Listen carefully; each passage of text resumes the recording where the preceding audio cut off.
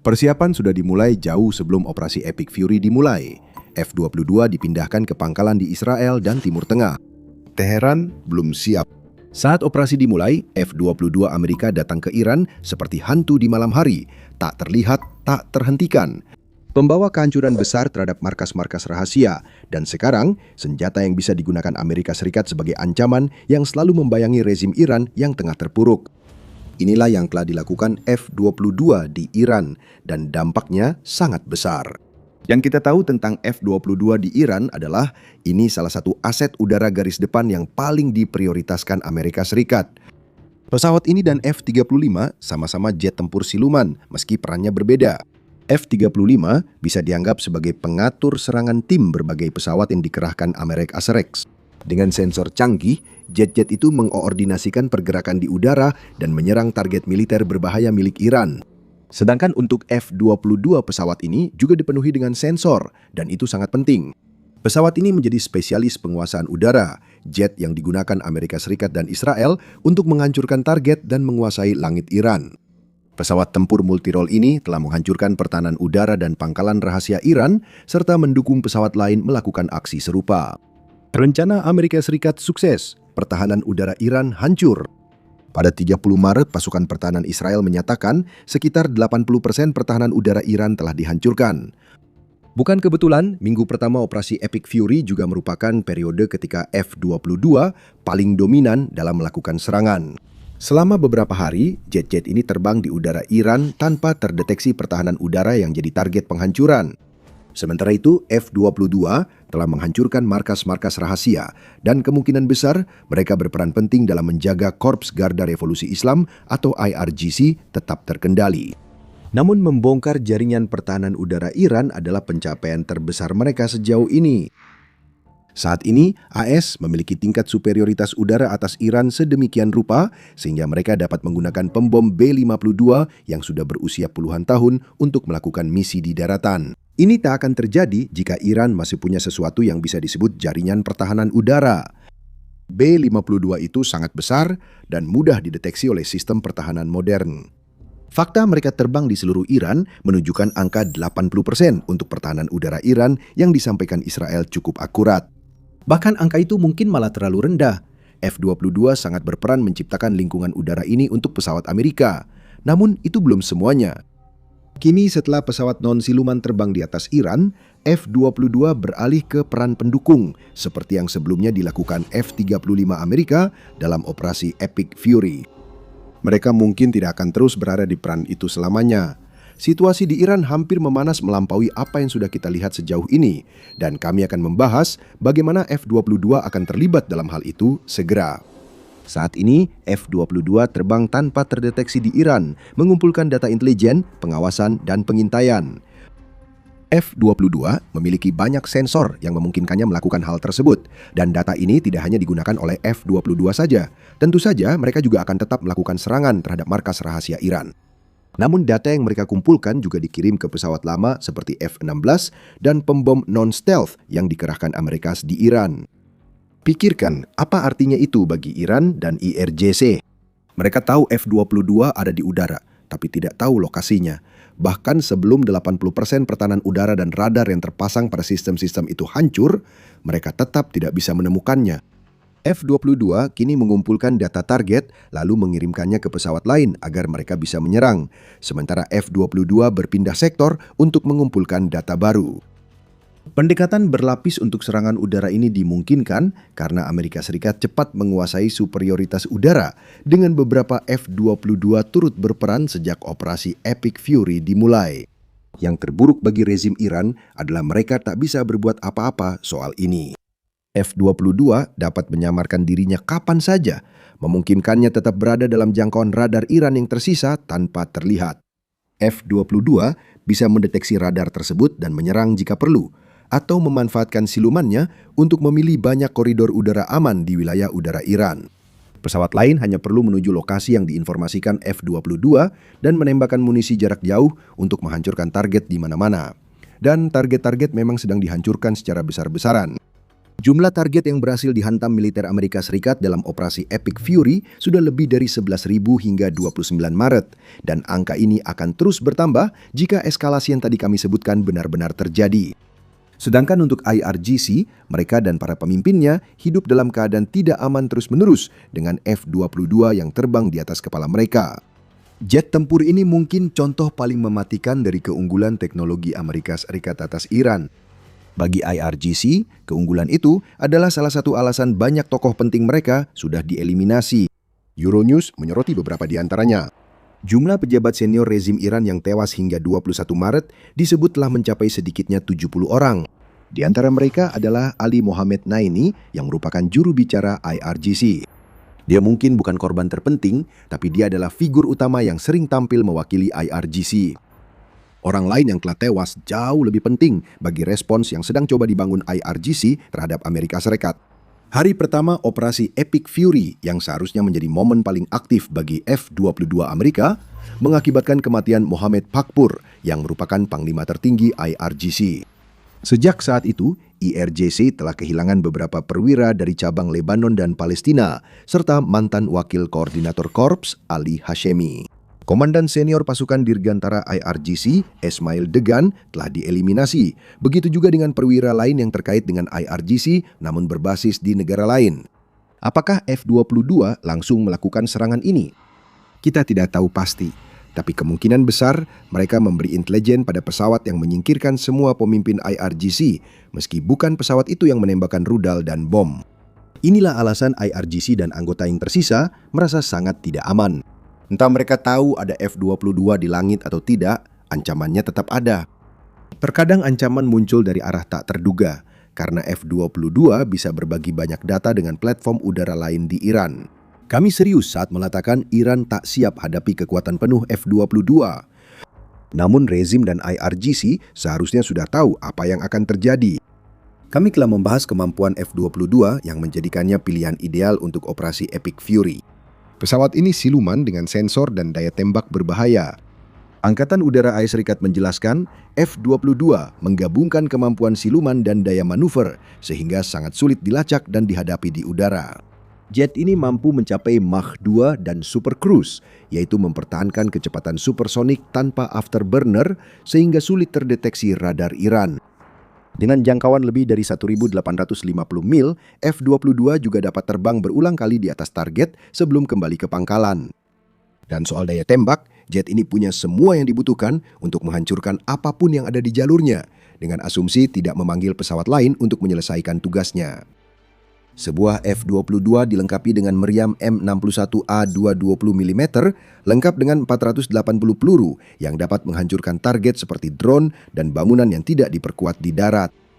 Ruang senjata internal pesawat dapat membawa 2 rudal inframerah udara ke udara AIM-9. Namun jet ini belum pernah menggunakannya untuk target selain drone, karena angkatan udara Iran yang usang tidak menjadi ancaman. AIM-120 juga bisa dimasukkan dalam paket udara ke udara mematikan. Untuk target darat, F-22 membawa beberapa jenis amunisi, termasuk bom berdiameter kecil GBU-39B.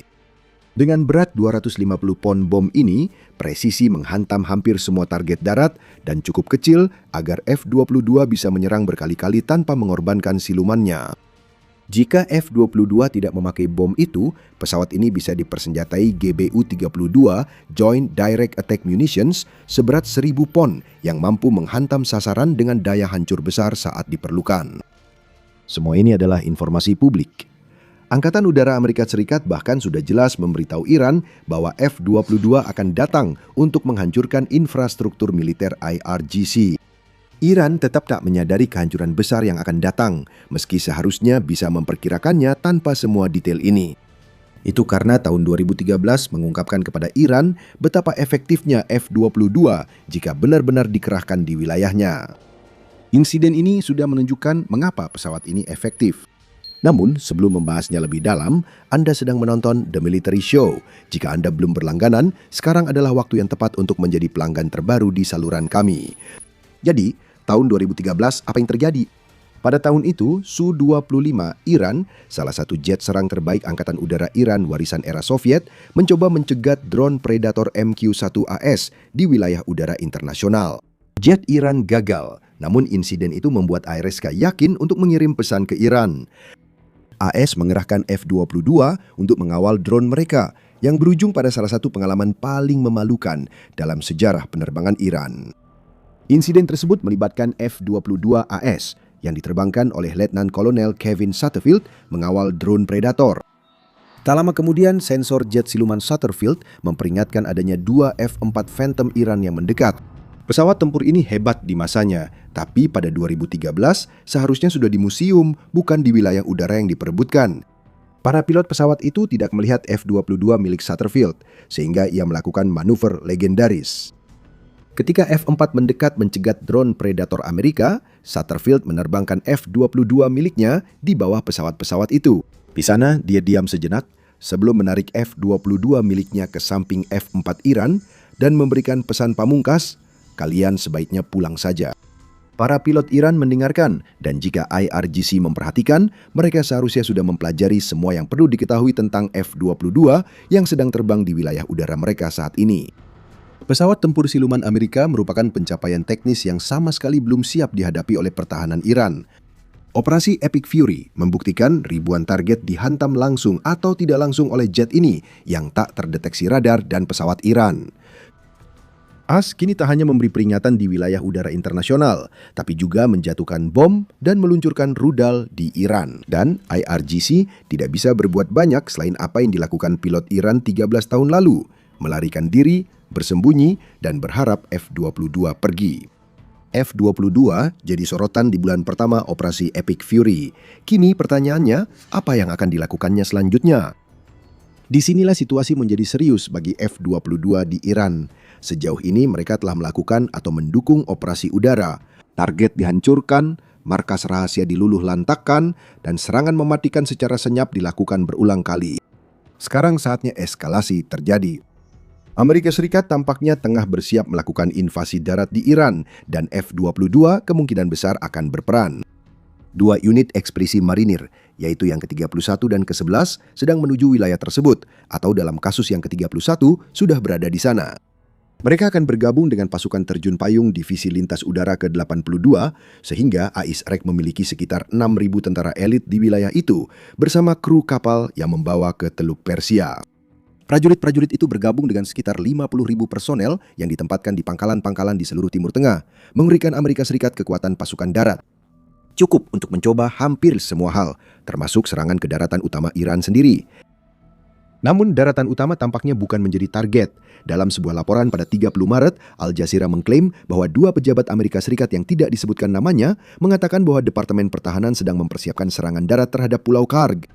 Pulau kecil ini merupakan lokasi terminal minyak tempat 90% ekspor minyak mentah Iran diproses. Dan idenya tampaknya adalah untuk memberikan tekanan ekonomi yang berat kepada Iran agar memaksa pembukaan kembali Selat Hormuz yang merupakan jalur bagi 20% minyak dan gas alam cair dunia. Idenya sederhana. Hilangkan sumber pendapatan utama rezim Iran, Anda bisa memaksanya melepas cengkeraman di Hormuz.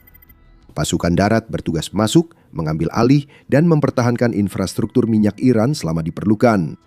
Ini adalah pekerjaan yang berbahaya. Para tentara itu akan menjadi sasaran empuk bagi rudal dan drone Iran jika mereka tidak mendapat dukungan udara. Kemungkinan besar F-22 Amerika akan berperan di sana.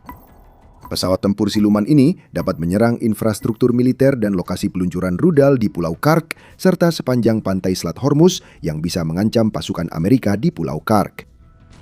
Kita kemungkinan akan melihat F-22 Amerika menjalankan peran pendukung yang sama seperti yang mereka lakukan di daratan utama Iran. AS mengoperasikan helikopter Apache dan pesawat A-10 Warthog di selat itu. Bukan hal yang berlebihan untuk berasumsi bahwa F-22 akan melakukan penerbangan di atas selat, mengumpulkan data yang dapat digunakan oleh Apache A-10 dan kekuatan udara lain yang dikerahkan oleh ARS Erkas. Kekuatan udara itu akan mendukung invasi Pulau Karg dengan menghancurkan drone, rudal, pangkalan rudal, kapal cepat dan ancaman lain dari Iran. Setidaknya itu kemungkinan rencananya. Operasi di Pulau Karg tetap sangat berbahaya karena banyak infrastruktur minyak yang mudah terbakar. Itu tetap berlaku meski F-22 terlibat. Cukup satu rudal yang mengenai sasaran tepat untuk menciptakan perangkap maut yang menurut sebagian orang bisa menyebabkan ratusan hingga ribuan korban jiwa yang seharusnya bisa dihindari oleh Amerika. F-22 dapat melemahkan pertahanan Pulau Kark sebelum serangan darat melalui pemboman udara besar-besaran. Hal serupa berlaku untuk F-35 dan jika ISS yakin akan keunggulan udaranya, masih banyak aset udara lain yang bisa dikerahkan. Namun, ada juga kemungkinan bahwa F-22 milik Amerika akan mengarahkan sasarannya ke target lain, yaitu pesisir Selat Hormuz. Target yang diperkuat di pesisir, seperti lokasi peluncuran rudal dan persediaan amunisi, bisa jadi sasaran F-22 Amerika dan bom GBU-39 mereka. Serangan presisi di pesisir dapat membantu meminimalkan ancaman IRGC terhadap pasukan darat Amerika Serikat di Pulau Karg. Serangan ini menambah kerusakan pada target pesisir yang sebelumnya terjadi pertengahan Maret saat AS diberitakan menggunakan amunisi penghancur bunker 5.000 pon ke lokasi rudal yang diperkuat. F-22 menghadirkan kemampuan siluman yang juga akan membuat mereka sulit dihentikan oleh sisa pertahanan udara pesisir Iran yang masih ada. Seorang tentara IRGC dengan manpad tidak akan bisa berbuat banyak terhadap F-22. Pesawat tempur Amerika bisa datang, menembak, lalu pergi sebelum tentara itu menyiapkan sistem pertahanan udaranya. Namun mungkin hal terpenting yang bisa dilakukan F-22 Amerika saat AS Rika bersiap untuk operasi darat adalah menjadi ancaman yang terus-menerus mengintai, seperti yang telah terjadi di atas Iran sejak awal operasi Epic Fury. Hampir tak terdeteksi IRGC, jet itu dapat memindai pantai terus-menerus. Setiap peluncuran rudal yang diarahkan ke Pulau Kark akan terdeteksi dan dengan data dari F-22 memiliki peluang besar untuk dicegat. Rezim Iran juga tahu bahwa pasukannya sendiri tidak akan mampu melakukan pergerakan serius jika IRGC mempertimbangkan serangan balasan dari darat. Gabungkan blokade laut di Pulau Kark dengan patroli udara F-22, maka kemungkinan pasukan darat Iran bisa menyeberangi bentangan air sekitar 20 mil antara daratan utama Iran dan pulau yang kemungkinan akan diserbu IRS-REC menjadi sangat kecil. Dan masih ada lagi, Presiden Amerika Serikat Donald Trump telah mengancam bahwa Amerika akan menargetkan pabrik desalinasi air Iran. Itu akan menjadi langkah besar dan berpotensi berbahaya. The Independent mencatat Iran mengalami hujan asam dan asap tebal sejak operasi Epic Fury dimulai. Pabrik desalinasi penting untuk memurnikan air agar layak digunakan dan dikonsumsi. Dan menyerang fasilitas itu akan berdampak pada warga sipil Iran sama besarnya, jika tidak lebih, dibandingkan rezim Iran dan IRGC. Iran menghadapi tahun kelima berturut-turut mengalami kekeringan ekstrim, dengan beberapa waduk hanya terisi sekitar 10% dari kapasitas, menurut laporan media yang sama. Serangan ke fasilitas ini bisa memicu krisis besar bagi warga sipil di Iran, sesuatu yang tidak diinginkan Trump, mengingat dia sudah menyerukan rakyat Iran merebut negara mereka sejak operasi Epic Fury dimulai. Meski begitu, serangan masih mungkin terjadi, dan jika terjadi, F-22 yang telah menghancurkan banyak infrastruktur militer Iran bisa kembali beraksi. Iran mungkin telah memusatkan pertahanan udara di fasilitas vital, namun itu tidak akan melindungi dari F-22 siluman jika Trump menindaklanjuti ancamannya. Namun, banyak hal bisa berubah sebelum itu. Jika ISS menguasai Pulau Karg, serangan ke pabrik desalinasi mungkin tak perlu. AS akan memiliki pengaruh ekonomi terhadap Iran yang bisa memaksa pembukaan kembali Selat Hormuz. Namun, kemanapun AS melangkah, F-22 kemungkinan akan memimpin serangan.